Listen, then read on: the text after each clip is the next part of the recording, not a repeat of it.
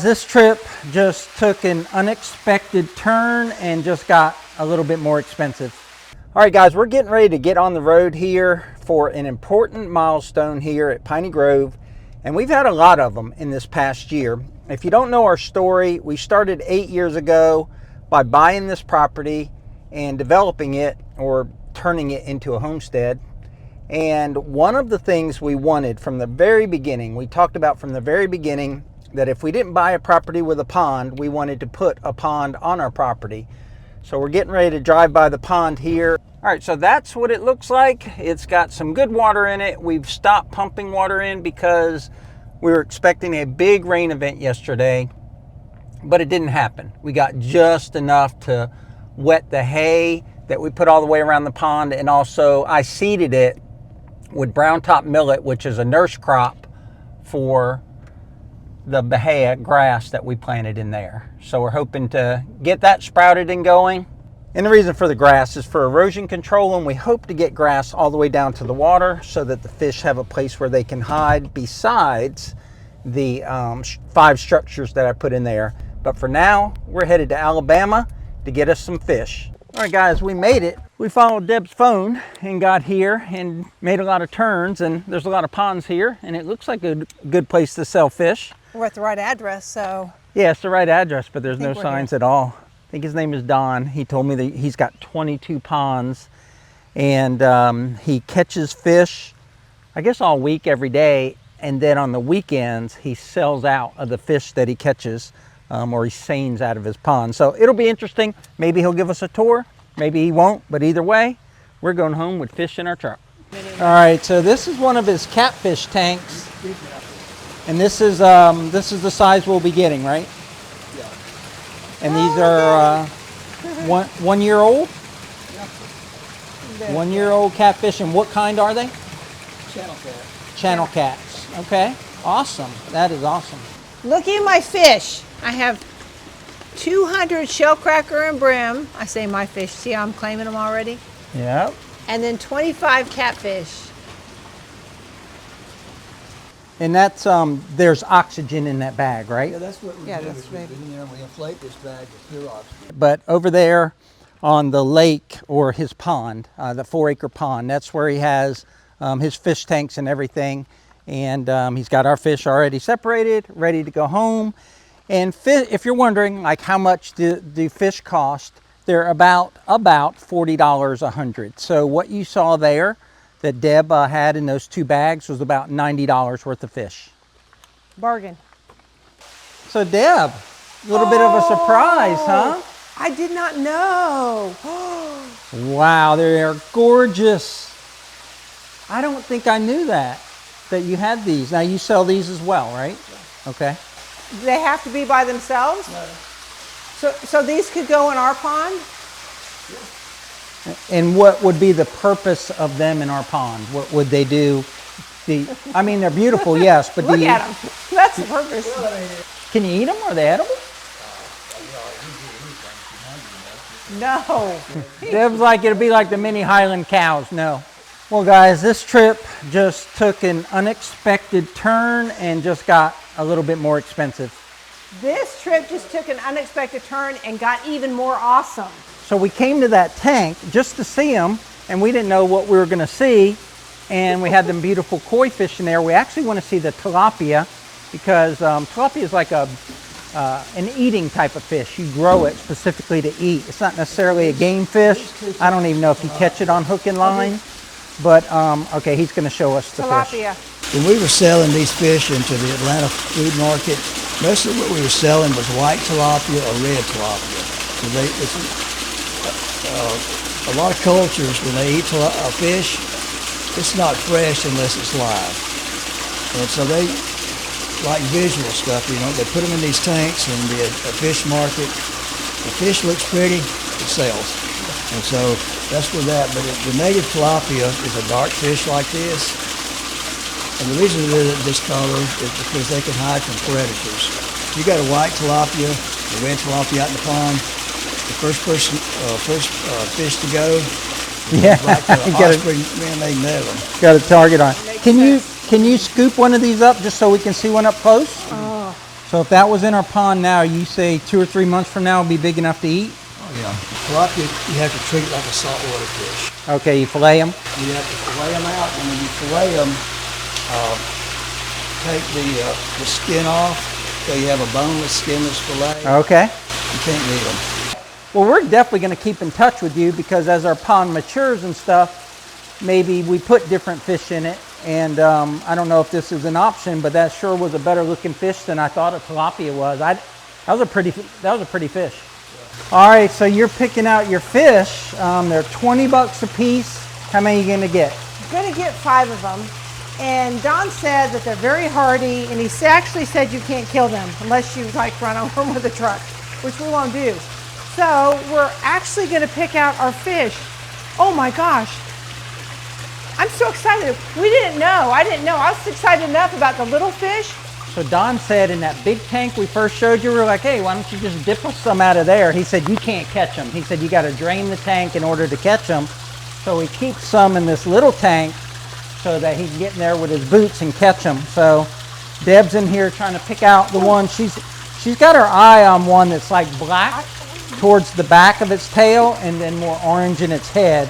Well, this one here, look at him with his tail. Yeah, I see, like effervescent or something. Yeah, and then, oh my goodness. So yeah, I like him a lot with the super bright orange. We're going to make this as difficult as possible for Don here, and we're going to. Don said he wanted us to be picky. So. Okay, so where did our bright orange guy with the? There's one that's got a bright orange stripe down right under his top fin. Is that him right there? He's got a long tail. Yeah, it's called a butterfly. A butterfly? Is that him? We can put him here. All right, we got one down. That one right there, right there, right there, right there. Looks like catching. Right there, Don, right there. Well, it says the man who's not in there with the net and the squirming fish. No comments from the peanut gallery. Yep. Yep, you got him. Okay, Score! That's 2. So that's 2 orange and black ones with the stripe. That's two lunches. Yeah.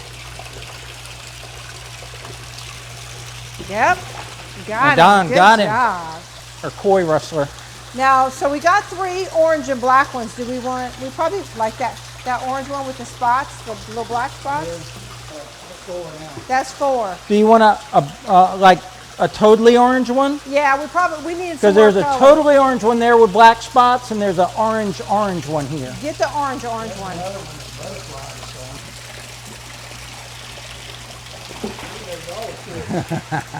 He didn't want to get caught. Not a lot of color variation. We got a dark or a real bright orange one, and the rest are kind of similar, but Don's not very far away, so we can always come out and get more. I got to get out of here. I only brought so much money. I got me some koi. Now we're going to be just as crazy about our fish as we are about our mini Highland cows. Don's going to show us what he does to make sure your fish get home safely and alive. He puts a plastic bag. He's got the water that they came out of. You can get a little bit of fresh water. And catching our fish. $20, $40, $60. Yeah, what a bargain. Seriously, what a bargain. Yeah, no, I know it's a bargain. This whole trip's been a bargain. And he's got his oxygen tank here. Don said don't smoke around the oxygen. You don't mind your face being burned off. We're safe because we don't smoke. All right. Behind the scenes at a fish hatchery. He gathers it all up, squeezes all the old air out. Oxygenating our water in our bag. So Don used to work at the festival and make balloons for you guys. He gave it up for fishery duties. All right. Don is a marine biologist. Yeah, Don knows a lot of stuff. Yeah, Don is a plethora of information. Well, we didn't bring enough coolers. We got the koi in there, and so our fish are gonna get to ride home inside the truck, and I got a nice little place down there for them. Here comes Don with the last bag. Will they fit in that other small cooler? All right, guys, we are getting back on the road. Had a great visit with Don. We stayed and chatted with him, probably kept him from doing the 100 things that he needs to do to get ready for selling fish this weekend, but just a wealth of knowledge about fish and fisheries and ponds, and just so glad we met him. We'll definitely be back because we've got brim, shellcracker, and catfish, but we don't have any predatory fish like bass when our brim population hopefully explodes. So maybe next year or so we'll come back here and we'll get some bass from him. He's got them in all different sizes, but great guy. We will leave his information down below. I don't think he has a Facebook or a website or anything, but we'll leave his number down below. But it is just a great place to get bargain fish. He said the koi that we paid $20 a piece for, he said there probably would retail at a fish store for like $400 or something. There's something special about the tails on a couple of them. Butterfly tails or something? Butterfly, they're called butterfly. Butterfly. They're pretty good sized fish, and we'll be able to see them from day one and just enjoy them in the pond. But we'll see you guys back at Piney Grove. All right, what's going in first? Well, I think the little fishies need to go in first because they've been in the bags longer. They're fried. What? You can feel them. Ready? Come on, little guys. Welcome All right, to your Deborah. new home. I'm going to take my socks and shoes off. You can put them right here. No? Not much. Are you going to take yours? I'm going to want them to go in deeper. You can see where this is going, folks. Golly. Well, that was something else. So while I was talking, the camera fell over and almost fell in the pond, and I went to save the camera and then try to save, and then the fish were going to fall over, and it was just a goat rope. Ooh. What, mushy? Yeah, Ooh. the bentonite's mushy. Okay, so we were thinking that we had to leave the bag like this and let the temperature of the pond and the water inside the bag get to be the same, and then let some pond water inside the bag and let all that acclimate for like an hour or so. And Don said no. He said these fish are, this isn't an aquarium. These fish are used to temperature ranges from freezing up to, you know, whatever it gets in the summer. And he said to let in some of the pond water into the bag like we're doing now. And he said just let them swim out of it. Our first fish. Ready? All right, yep. I'm just going to let... You push down on the front end of it, so more... They're going. They're going. Are they going? They're going. Okay. There they go. They're all different sizes. There they go. That's it. They all out? They're all right here. Oh, they're all there? They're all right there. Stir them a little bit. I'm trying not to stir up the water. Yeah, I'll bring you the other bag so you don't... We have fish in our pond. They just went and saw them into the pea gravel. I'm going to go get Deb some more fish so she don't have to get out of the water. So exciting. Here goes the catfish. And we didn't want to overstock the pond because we don't know what kind of nutrients and stuff are in here. And this is our first time. We're learning. We're just sharing our experience with you. We're certainly not trying to educate you on how to do this, but ChatGPT gave us some numbers based on the amount of water that's in the pond. It's about 70 foot wide right now and 166 foot long, 5 foot deep with a 50 by 120 bottom. So all that translates into a certain amount of water, a certain amount of depth of water, and hold on, catfish are going in. They're a little more frisky. Well, they're said they can hurt you, so it's working against me. There we go. There we go. I see their little whiskers. Yeah. I just don't want to. I don't want to stir up the water. Go on, little guys. You're not supposed to swim into the bag. The bag keeps trying to close up on me. Come on, buddy. If we release them down at that culvert, I can stand on the cement and it won't muddy it up at all. It's up to you. Yeah, I'm gonna do that. That way, it'll be real clear when we release them. He wants to come down here to where we extended the spillway, it's concrete into the water, and that way she can stand on the concrete and let her precious koi fish go. And we'll be able to see them. Precious cargo. There's tadpoles. Huh? Look at all the tadpoles. Yeah, a lot of fish for, that's a lot of things for the fish crazy. to eat. I didn't think we had any yet. That's all them I mean, there's ribbons so of many. There's toads. tadpoles everywhere. He did such a great job tying this one. They're all alive, right? Yeah, they're all alive. So there's 5 of them. Mm-hmm.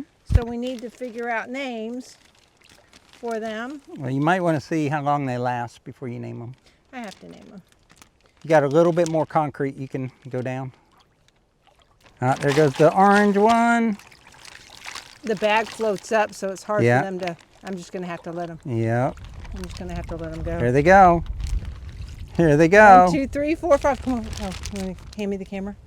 Tadpole. We were worried that maybe we didn't get them with enough orange on them that we wouldn't be able to see them, but you can see them real good now. But the pond water clarity is just awesome right now because it's all freshly pumped water. Eventually it's going to get cloudier, especially with runoff and stuff. I don't know if it will cleanse itself, but this is probably the nicest the water will ever be.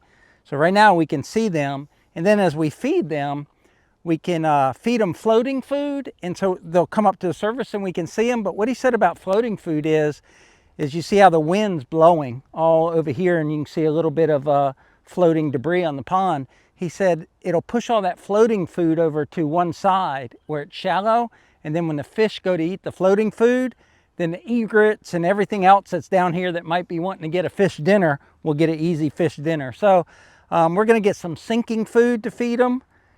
And there they are, right there. They're slowly making their way down the bank here. This is so cool. It's, you know, when you think about something, you want to do something, whatever it is. For us, it's been a big deal with this property.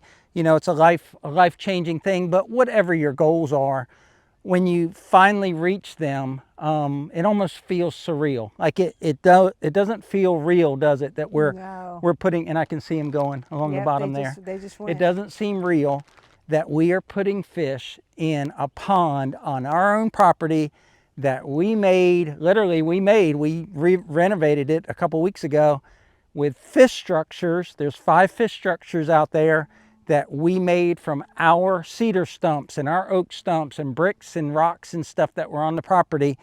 And now it's happened. We have fish in our pond. Exciting time here at Piney Grove. I can't wait to show you guys more. Like show you when we're feeding them and as they get bigger and when we put more fish in the pond. It's just a really exciting day. Love our pond out here at Piney Grove. Love that you guys are watching us and following us. And hopefully you stay tuned because there's a lot more to come with this pond. Over to Deb for her final thoughts, and then she'll close us out. Well, I think you hit the nail on the head. This has been, I'm going to get emotional. I'm such a big baby. It's another piece of the puzzle that we've dreamed about, right? It's a dream. We just put fish in our pond. We sure I know, did. It's so silly. It's so silly, and we knew that it would happen, but it just really just happened. So, like Brett said, lots more to come, lots more to do to grow them and watch them and feed them and other improvements to the pond. So stay tuned, follow us along, and we'll be happy to share it with you guys. But until the next one, you have a wonderful, blessed, and happy day. Be kind to one another. And as Brad would say, watch these 2 videos. They'll change your life. Thanks for watching, guys. We'll catch you on the next one.